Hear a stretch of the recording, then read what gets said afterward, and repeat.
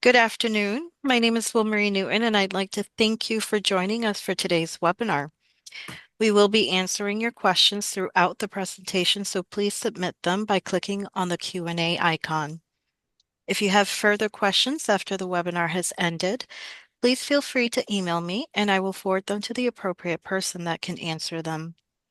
Please note that this webinar is being recorded and will be archived on CABE's website under Professional Development, and it will also be emailed to everyone who registered for today. And now I'd like to introduce Lisa Steimer, Deputy Executive Director for CABE.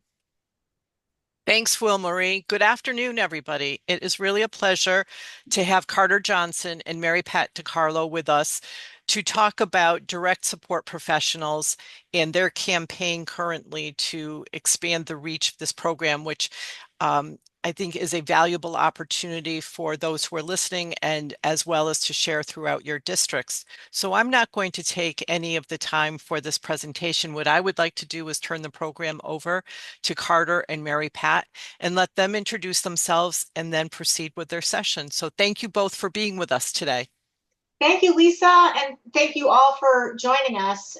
We're excited to tell you a little bit about the direct support professional career path and hopefully give you all the information and the messaging and the tools you need to go out and talk about it in the community. What we will do after this session is we'll send around the recording. We also have a toolkit of materials that we want you to feel free to use. Posters, social media, all the stuff that you can use to let folks in your community know about this program. My name is Carter Johnson. I'm the principal of Ethical Influence.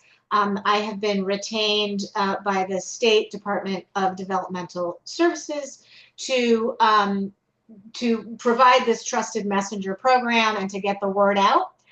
We're partnering with another firm as well who's doing an incredible marketing campaign. So you're going to start seeing this stuff, online and on billboards, on television, etc. So we hope that you'll see that messaging out there in the world. And I am really happy to be joined by Mary Pat DiCarlo from DDS, who is an expert in this subject matter and who will be here to really help answer all of your questions as we go through the materials. So, Mary Pat, I didn't know if you wanted to introduce yourself real quick. Sure. Like Carter said, my name is Mary Pat DiCarlo, and I am the Director of Workforce Strategies for the Department of Developmental Services.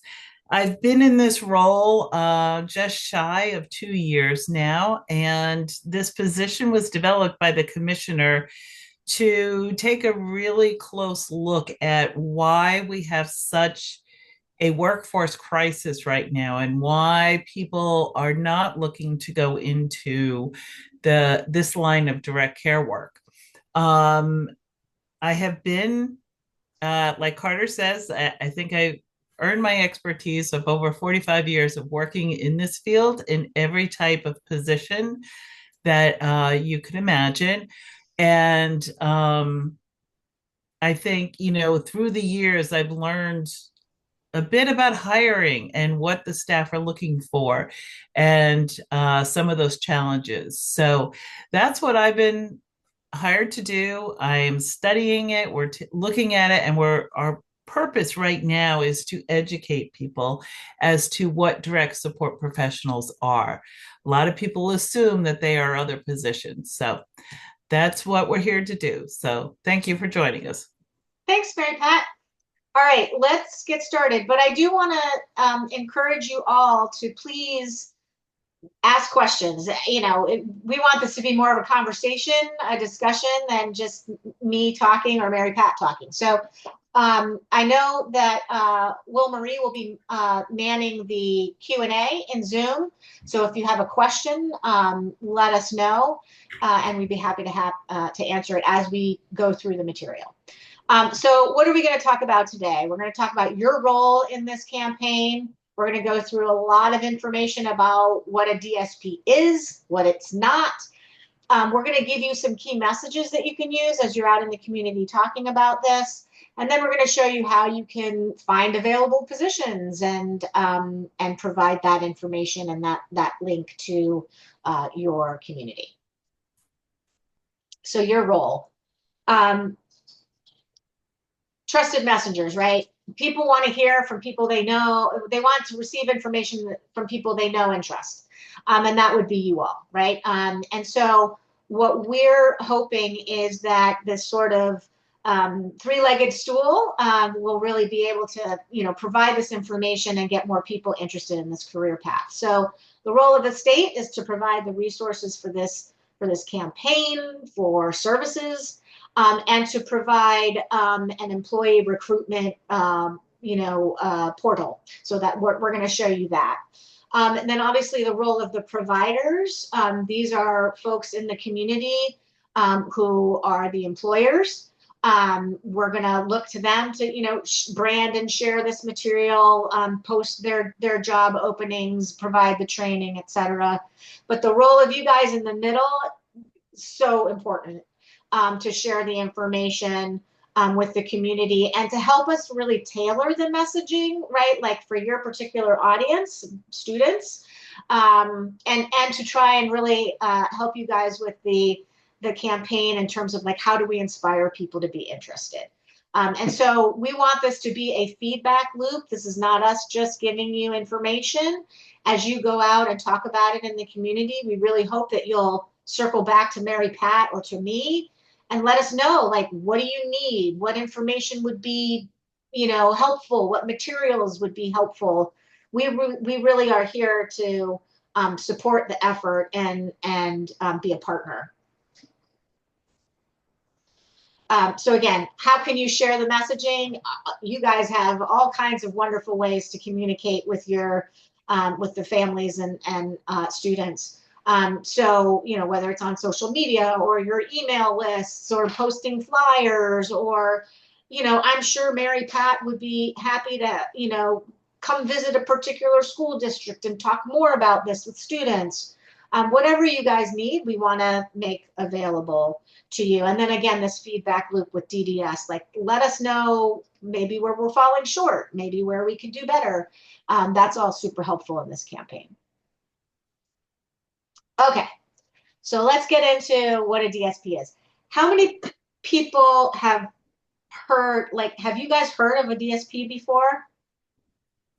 I can't see everybody, so I don't know. But I'm just curious to know if anybody has ever heard this term before. Anybody? I'm guessing no. Okay, that's not super surprising. So what we can say sort of globally about what a DSP is they're someone who helps assist people with developmental and intellectual disabilities who need help in living a self-directed life.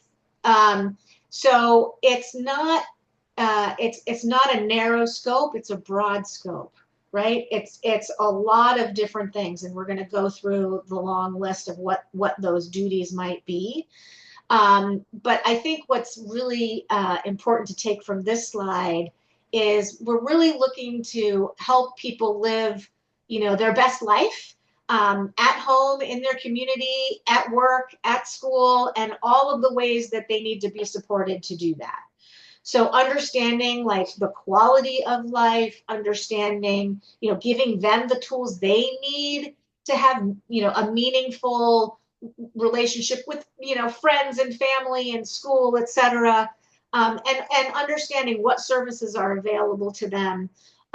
It's really an amazing job in terms of its global reach for folks who really need this kind of help.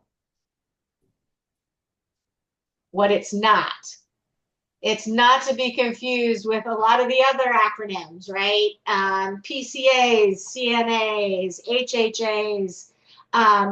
There are a lot of terms in the healthcare field. What's specific about direct support professionals, or sometimes called direct care workers, is that they provide that essential care and support, within sort of that broader caregiving profession. So you'll see some terms up here, a lot of different ways that people refer to DSPs. At the state, we're trying to move toward using that one term to describe these folks. Mary Pat, did I miss anything here? No, I don't think so. I mean, there really is to define the DSP as really who are they working with, and they're working with Right. that IDD population, whether it be for the state directly or for the provider agencies that contract with the state. Right. Right. So it's what does that person need? One person might need, transportation, help getting ready in the morning. Another person might need a lot more physical care. So right, it's a spectrum, and it depends on who you're working with. It also depends on who you're working for. So the types of employers, right? These nonprofits, community-based organizations. It could be a state agency, private, companies that do this work. It could also be individuals, like their individual family. Sometimes DSPs are hired by a family. So there's a lot of what's great about that, right? Is there are a lot of options, a lot of different ways to be in this career, and you can tailor it to the way you want it, right? I want to work in a group home, or I want to work with a specific family. You can do those things. Um, Initially, when folks do this work, they're going to be supervised. We're going to talk about next what's sort of the qualifications and skills. But what I want to make sure everybody understands is there is a lot of supervision for DSPs, particularly as they come into this profession, and a lot of on-the-job training. So, what's the best candidate look like? Somebody who's got great interpersonal, skills, who knows how to relate to people and communicate with people, and the ability to sort of really relate to folks, and being able to carry out instructions. But experience and training, that can be done on the job, and I think that's what makes this a really terrific career path start, because you get trained on the job, and then you can take it in a lot of different directions.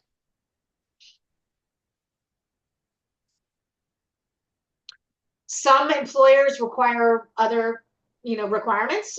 So, some folks might need a driver's license because they've got to transport people. Some providers require drug screening.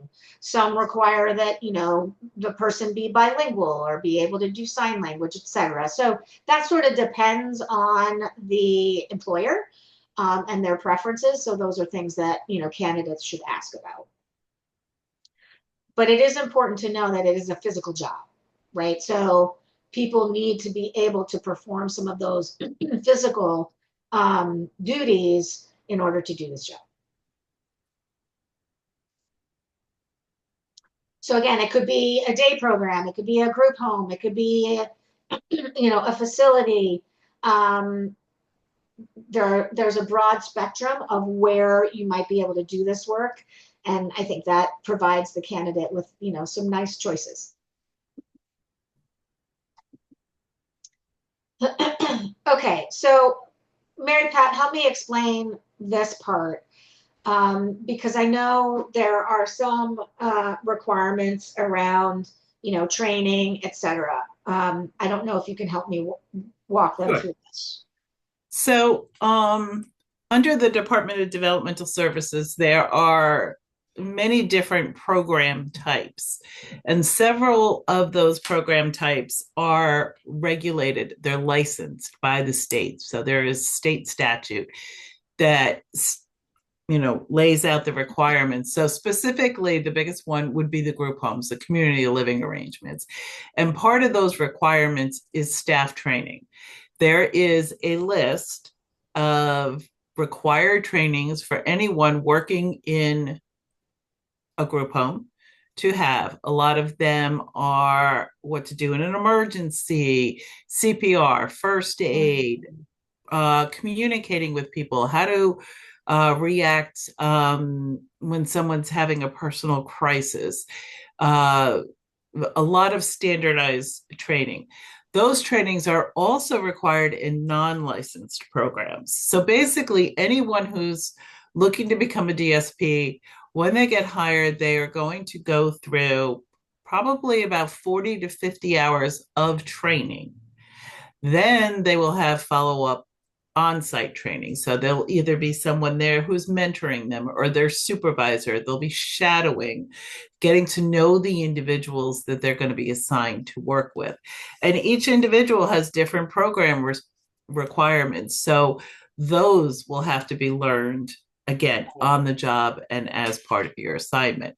So there is a lot of training involved and there's a lot of ongoing training. Things change, the individuals, their programs, their baselines, those things change. And then people come in and, they'll redo some training, introduce new techniques, etc. And that's all part of the job.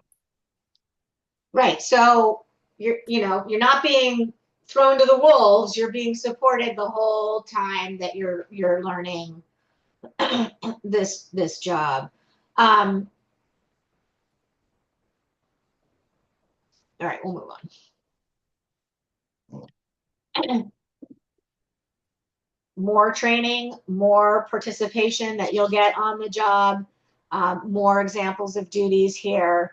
Again, it can be everything from helping folks to eat to, making sure that their home is safe and maintained, to accommodate their disability. Carter, if I may. Yeah, please.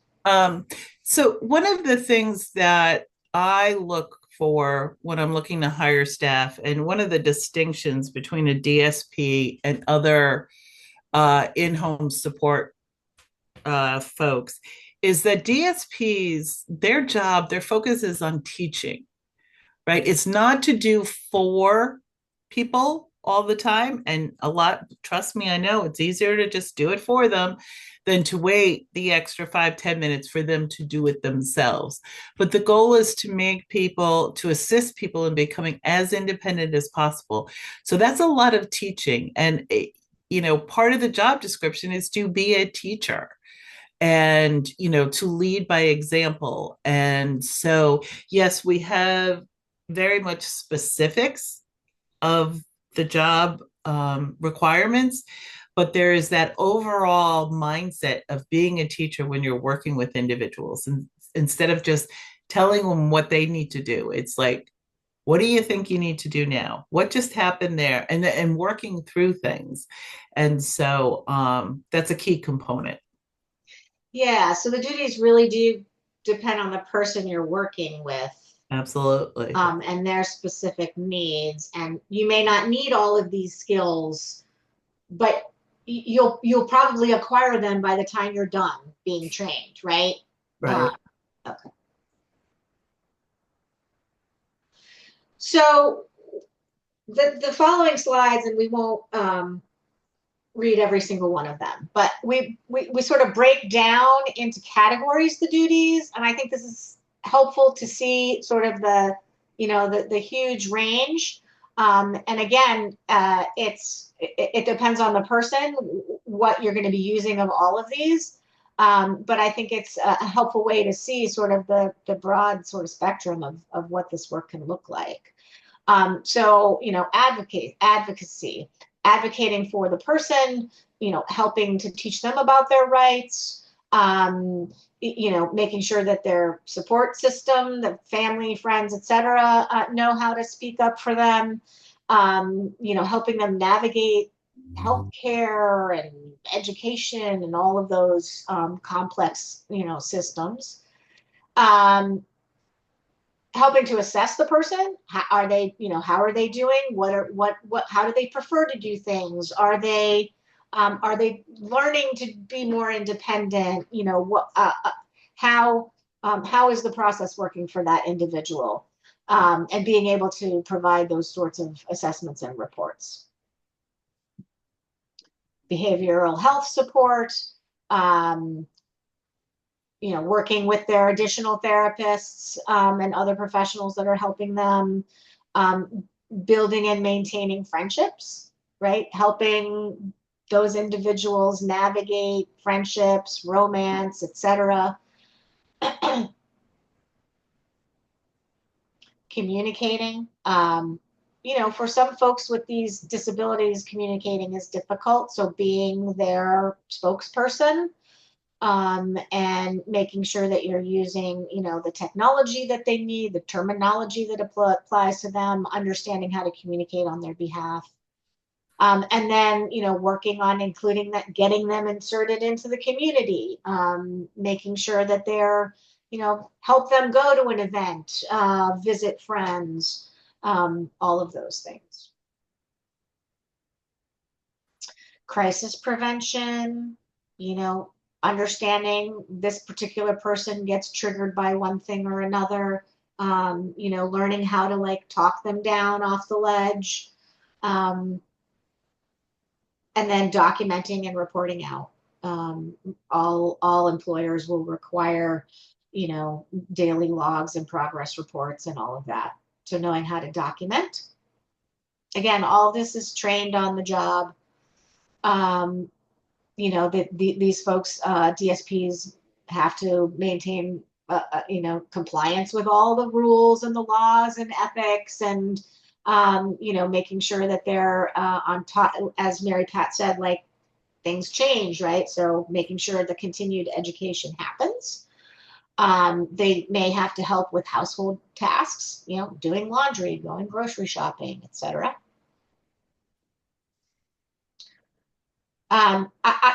This empowerment piece I think is really important.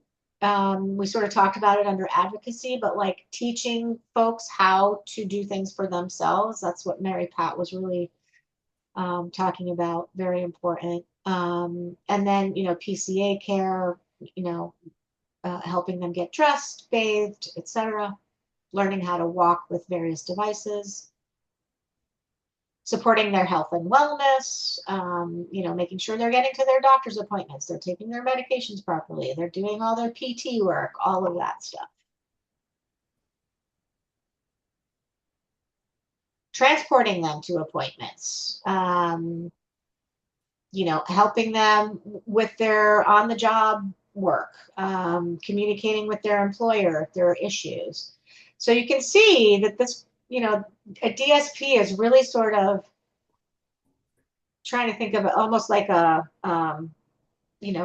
managing all of these different pieces, and making sure that the person is getting the care and the services that they need.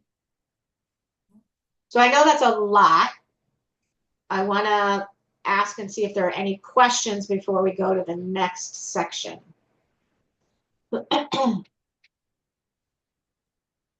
We'll take a moment to give folks time if they have a question.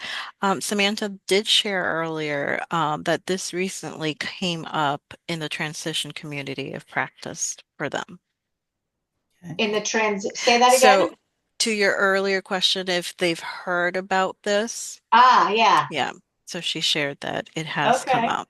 Good. So, I think, well, we'll get into the messaging first. Any other questions about what a DSP is or what a DSP is not?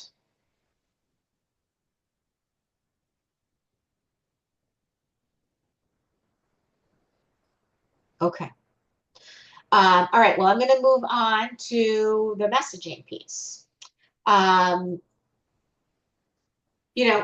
The way that we think, and we've actually done some survey work with providers to understand, the messaging that works for candidates who are considering this career path. And here's what we came up with, right? We're approaching this as a meaningful and fulfilling career. If you want to make a difference in somebody's life, a real direct impact, this is a great career path for you. it's incredibly rewarding. And when you speak to folks who are in this industry, that's what they'll say. Like it makes them feel good at the end of the day, that they have this impact. The other thing that's good about the job is, again, on the job training. You don't have to come in with all these degrees and certifications, etc. We're going to teach you how to do it on the job, and there's this ability to really grow out of this job. So when you learn how to be a DSP, now you're looking at all of the various kinds of providers of services there are, right? Maybe you want to become maybe you want to become a physical therapist. Well, this is a great way to learn that that's what you'd like to do, because you've been doing physical therapy with the person that you're servicing. So there are a lot of, and Mary Pat, you can jump in here, but there are like a lot of different directions you can take within healthcare if you start in this position. I'll say the commissioner of DNS, a commissioner of DDS, started out as a DSP, and now he's the commissioner. So it's just an example of where you can take this work going forward. It's Yeah, all. Go I ahead. think there are many folks that have been in this field for a very long time that started out as DSPs. And through their initial experience, they found whether they like the challenge of working with folks with behaviors, people with autism, or working with those who are more medically involved. And that you can then take that and increase your education, whether it be through training or going back to school. But you can also go like the administrative path in this, because in Connecticut, 92% of the services provided to individuals is provided by the private sector. So the qualified providers, that is not provided by DDS. DDS pays, but it's not provided. So each of those agencies has their organizational chart, their hierarchy. So somebody goes from being a direct support professional, entry level, to, say, a DSP2, someone who is able to do some other assessments, who's able to pass medications. They've been certified to do that. They may have gotten a certification to be a RBT, and start working their way through. And then an assistant manager, a manager, getting those administrative skills, going off into HR, going off into nursing. And then, those who really want to stay focused on the IDD world, again, fall into some administrative positions. And like Carter said, Commissioner Chef, Deputy Commissioner Velardo, myself, 45 years of working every kind of job there is in this field. So there's just a lot of opportunity. And most people that you will talk to who are in administration in this field will say that they were a DSP at one time. So Yeah, that's interesting.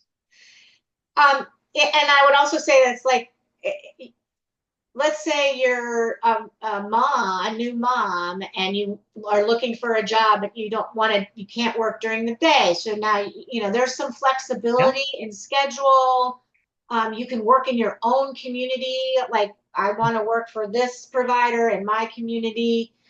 So there really are some benefits to this career. yeah. Um, These and it's services flexible. are provided 24/7, Right. right? So depending on the person. So again, if you wanted just to pick up some extra money on the weekend, you look at a provider, they're always looking for staff to work weekends. Right. Or again, let's say you're a CNA in a nursing home during the day and you want to pick up some hours in a group home in the evening, second shift, third shift, whatever. Those possibilities are all there. Right. So Yeah. you can look for what works for you and apply for those positions that have those great hours. Yeah. Yeah. Um, So here's, some of the messaging that we think is helpful, right? It's you're interested in building a strong professional community, you're interested in on-the-job training. It's a stepping stone to new opportunities and leadership roles. It's a very rewarding job. These are sort of the messages that resonate with folks.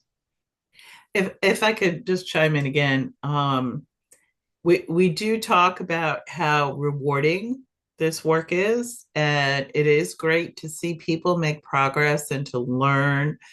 But we also want to make sure that we're very clear with people that it does have its challenges. The jobs can be challenging, and people need to understand when they're coming into this field that if an individual isn't happy and they're yelling at you or they're calling you names or swearing or even physically being aggressive towards you, that you can't take that personally, right? That is not something that you can react to. You follow the programming that you've been taught on how to deal with that.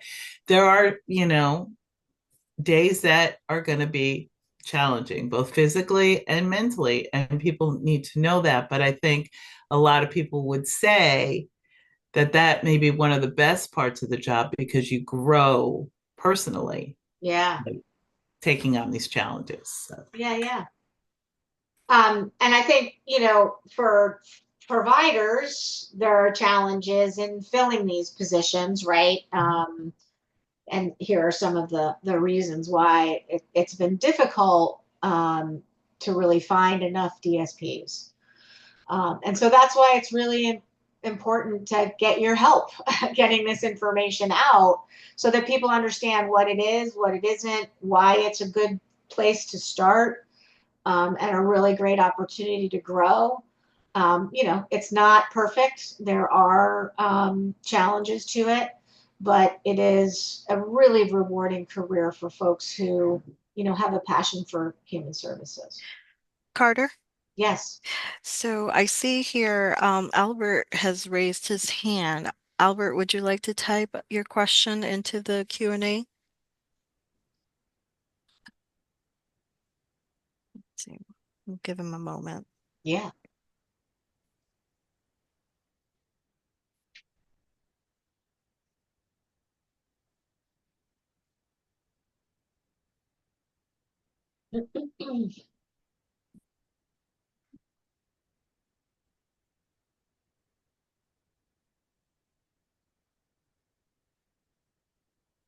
It's fine if I don't know, Will Marie, if people can unmute themselves and we can just chat if that's easier. Sure. Let's see. Albert, if you want to Yeah, speak, I have, can you hear me now? yes, we can. Hi, good afternoon, everyone. I'm Albert Bennett. I'm on the board member from Bridgeport Public School. Hello, everyone. I have a Hello. question. Hello, I have a question. The lady was before when somebody they say attack you and tell you words, stuff like that, and she said we cannot, go back with that person. What was the protocol, the process to report that person? So what we can do to, to be sure that person that I'm doing it again, not only, let's see, not only me, all those people. So what would be the process? Yeah, well, there is a process. People who tend to have behaviors or tend to get upset, they would have a program, a outline of how the staff should react to that person, right? Whether it's to ignore them, whether it's to ask them to sit in a specific chair and do deep breathing. If they physically go after you, so there are times where people have to be restrained, but and you would report the incident, but not in a way that it's not. How do I want to put it? They're not going to get in trouble for this because this is the way they are, and we're trying to teach them to do, whether it be communicate, and that they're having trouble communicating, so they lash out. So we're going to teach them better ways of communicating. You certainly not, if somebody hits you, you're not going to turn around and hit them. And if somebody's swearing at you, you're not going to turn around and swear at them. That would be considered to be abuse and neglect, right? Yeah. So Yeah. you just have to have that strong ability to just let it roll off of you and say, I'm not taking this personally. They're having trouble, expressing themselves, and I need to find out a way to communicate with them. And if staff need help with that, that's where you go back to the behaviorist, you go to your supervisors and say, listen, this keeps happening. How can we, fix this type Right. of thing? All right. And Thank you that's so much. Thank you so much. Appreciate your answer. Mhm. Thank you, Albert. And that's in the training, right? That is Yes. essential to what you will be trained to learn to do. Um, it's a skill that you learn to, turn off that emotional response, or Yeah. and really turn on that, like, are you okay? How can I help you? Right. Everyone that has well, first of all, everybody has behaviors of one kind or another, right? And there's reasons why people do what they do. I used to, teach new employee training and whatnot, and I would remind people to say, okay, when you're looking at somebody and you wonder why they're sitting at a table with their housemates and they're stealing someone else's food off their plate, why are they doing that? Why would they do that when they've got a plate full in front of them, or they know they can go in the kitchen and get more if they want it? It's because possibly when they were institutionalized, they only got so much food, and if they wanted more, they had to steal it from someone else, right? Why does somebody not like to take a shower? Guess what? They may have been abused in the shower at one time. So now they have to take a bath. So these are the things that we will teach staff to question when somebody's doing something. Why are they doing it? Right? And what can we do to make that things better? Right. That's a long answer, but It's a great question, right? Because that can seem scary to think about, but Mhm. it's what's important is that the training that you get helps you learn how to deal with that. Right. Yeah. What other questions do we have? I have another question if I might. Great. How long would it be the training? How long the person that will take the training? Monthly, every 6 weeks, a year, something like that. So Yeah. So there is the new employee training that someone will get, which is the most comprehensive.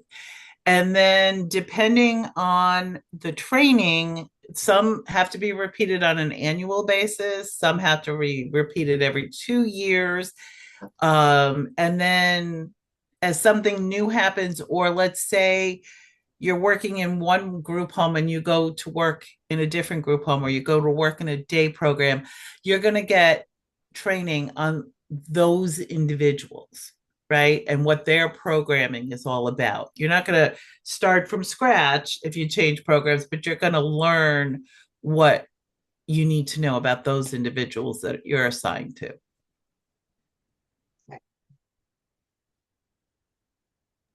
thank you. And also the training is just two questions in one. Who the person paid the training or the organization, the company, and also it will be certified from the states or only from the company. There is no certification from the state yet. This is something that I've been working on, and we're hoping that, somewhere down the road there will be a certification. However, all the training that is done by the provider, the employee is paid. It's paid training because you're hired first, then trained. Eventually, we are looking to do something like a CNA certification where people get their training beforehand and they can go to the employer and say, hey, look, I've got, this certificate of 80 hours worth of training. You hire me, and then all you have to do is train me on the individual specific. Um, concerns. So that's what happens. But for right now, it's all paid training for folks. And it's also, you'll find with many providers, it's hybrid training. So there's going to be in-person training and there will be some online training, depending on the provider and how they do their training. Okay, awesome. And also, I'm apologize if I ask you some more question. That's That's okay. great. Keep going. They I know they have to have the policy or bylaws. And second, I will do have some benefit or union stuff like that that protect the employee. Sure. So all of the qualified providers, well, I'm not going to say all, I'm going to say probably about 90, 95%. If they're large enough, they will have benefits. So most providers have health benefits, life insurance, dental, vision. They may even have a retirement plan, 401k or something like that. Um, some providers in the state of Connecticut are unionized. Um, Probably less, about 20% of them, most of them, and there is about 160 providers are not unionized, but there is a number that are. It doesn't make a difference in your training. It just affords some other protections. But All right, awesome. Thank you so much. I appreciate your answers. okay. Thank you. I'm going to stop my share and reshare because I want you guys to see the website.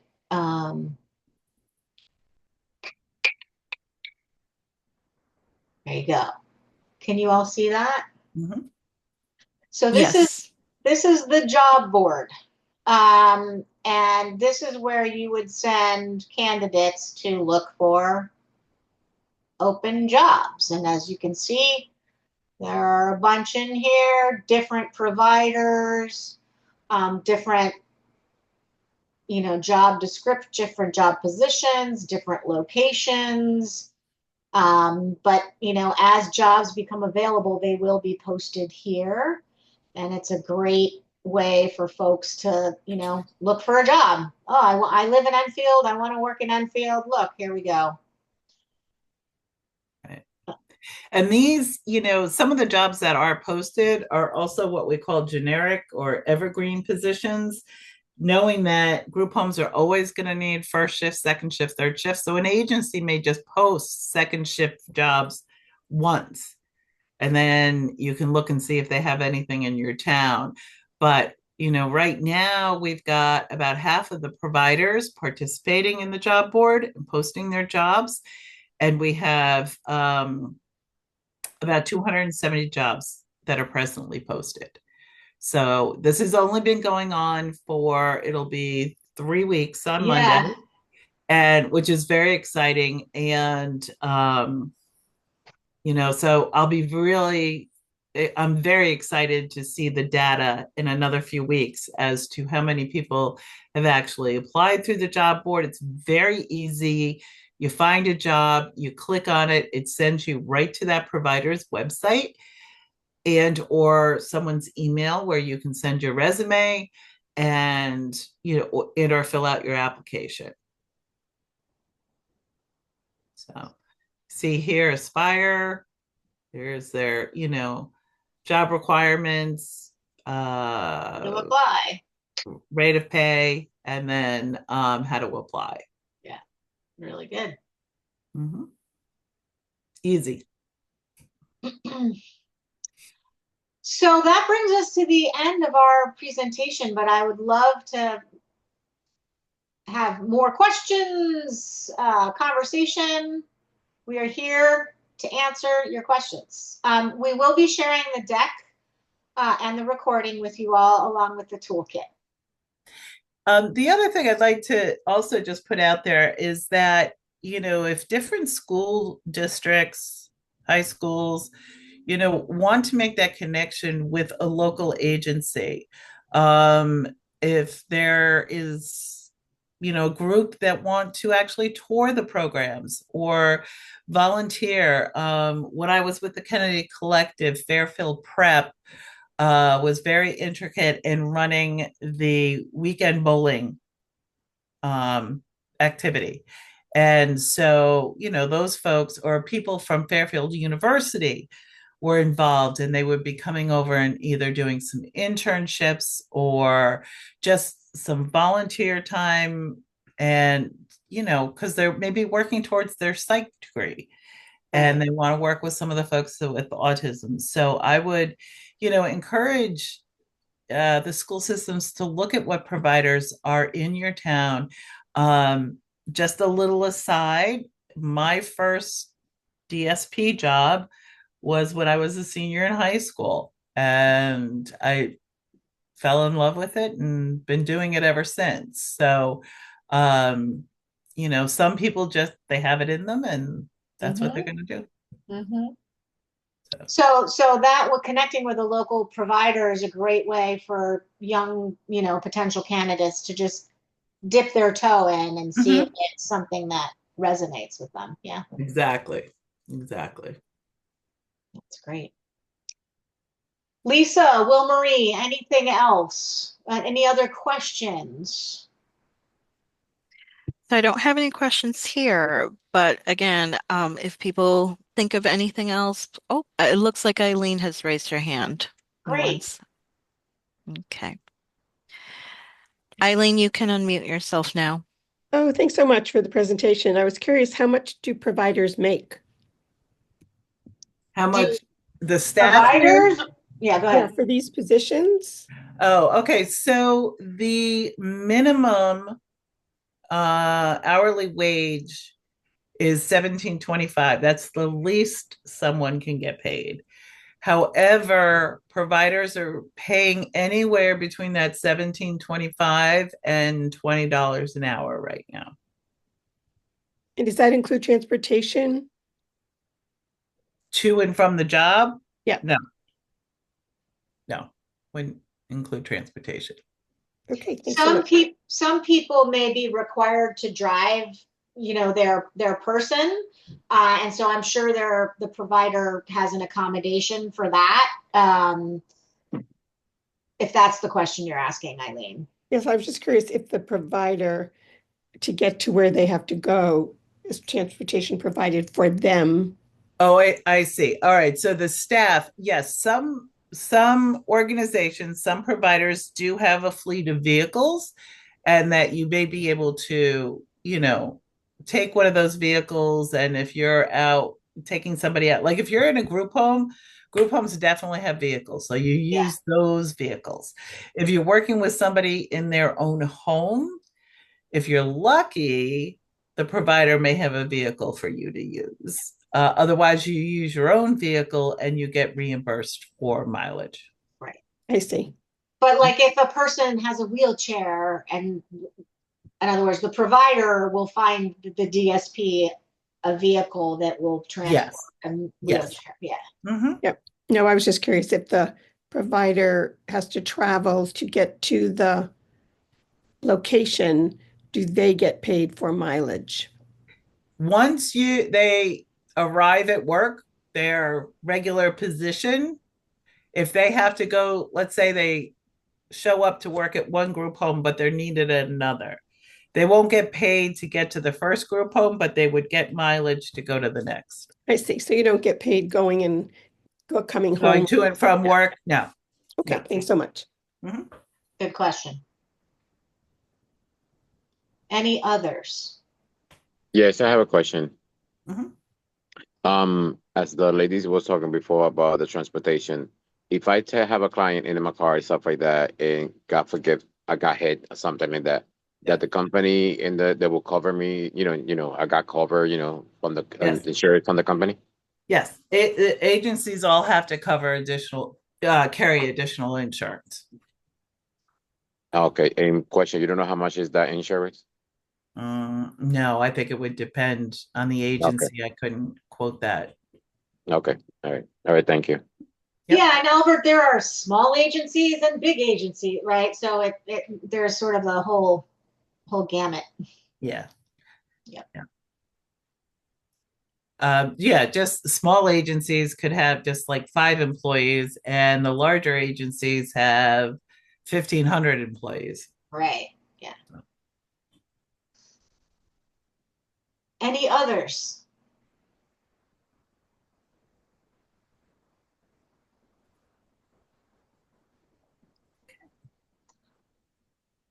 Well, hearing none, we really appreciate your time Yes. and attention. Thank you so much.